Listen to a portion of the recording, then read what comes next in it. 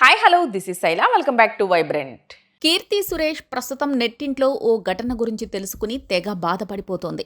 ఓ school పిల్లోడు 26వ అంతస్తు నుంచి దూకి ఆత్మహత్య చేసుకున్న ఘటన గురించి తెలుసుకుని ఎమోషనల్ అయ్యింది.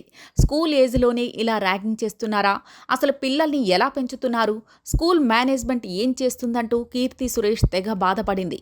ఓ స్కూల్ పిల్లాన్ని అదే స్కూల్కు చెందిన ఓ గ్రూపు పిల్లలు ర్యాగింగ్ చేయడం, పిచ్చి పనుల్ని చేయించడంతో మనస్తాపానికి గురైన సదరు స్టూడెంట్ ఆత్మహత్య చేసుకున్నాడు. తమ పిల్లాడు ఎందుకు ఇలా చేసుకున్నాడని తెలుసుకునే క్రమంలో సోషల్ మీడియా, ఫోన్ వివరాలను చూడడంతో తల్లిదండ్రులు షాక్ అయ్యారట.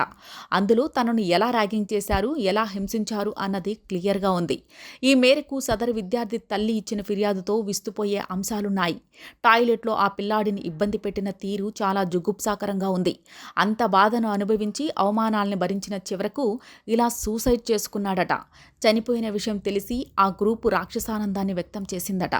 ఈ విషయాలన్నీ చెబుతూ సదరు తల్లి పోస్ట్ చేసిన అంశాలపై కీర్తి సురేష్ రియాక్ట్ అయింది. ఇవన్నీ చదువుతుంటే నా హృదయం ద్రవీభించిపోతుంది. స్కూల్లో ఇలాంటి ఘటన జరగడం చాలా సిగ్గుచేటుగా అనిపిస్తోంది. వారి కుటుంబానికి కలిగిన నష్టం, బాధను తలుచుకుంటే గుండె తరుక్కుపోతుంది అంటూ కీర్తి సురేష్ పోస్ట్ చేసింది.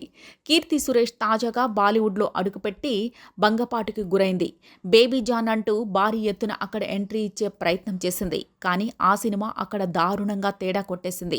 ప్రస్తుతం కీర్తి సురేష్ ఇక సౌత్ మీద ఫోకస్ పెట్టే ప్రయత్నం చేస్తున్నట్టుగా ఉంది. కానీ తెలుగులో కీర్తి సురేష్కు ఇప్పుడు అంతగా అవకాశాలు వస్తున్నట్టుగా కనిపించడం లేదు.